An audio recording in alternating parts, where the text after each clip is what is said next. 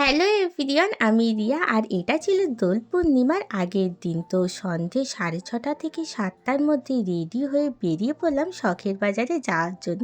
তো শখের বাজারে কিছু টুকটাক কাজ ছিল, সেই কাজ সারতে ওখানে গিয়েছিলাম। তারপরে চলে গেলাম সোজা গোপীনাথের মিষ্টির দোকানে। তো ওখানে যাওয়ার পর দেখলাম যে সে বিশাল লম্বা লাইন পড়েছে, কারণ পরের দিন যেহেতু দোল পূর্ণিমা, আর ওই দিন তো প্রায় সব বাড়িতেই পুজো হয়। তো সেই জন্য আমাদের বাড়িতেও মা একটু পুজো দেবে বলে তাই মিষ্টি কিনতে ওখানে চলে গিয়েছিলাম। তো সেখানে তো বিশাল লম্বা লাইন পড়েছে, আর ওই সবুজ মিষ্টিগুলো মায়ের একটু পছন্দ হয়েছিল, কারণ মা বলল যে ঠাকুরকে ওই নতুন নতুন দেখতে ওই মিষ্টিগুলো দেওয়া যেতেই পারে। তারপর দেখলাম যে এখান থেকে একটু দই বড়া খেলে কেমন হয়, কারণ আমি অনেক দিন হয়ে গেছে দই বড়া খাইনি, আর এখানকার দই বড়াটা খুব সুন্দর খেতে। তো এই জন্য এখান থেকে নিয়েছিলাম আমি আর মা 2 প্লেট মতন দই বড়া, আর একটা নিয়েছিলাম টক দই। তারপরে খাওয়া দাওয়া হয়ে যাওয়ার পরে মিষ্টিটা কিনে নিলাম এখান থেকে।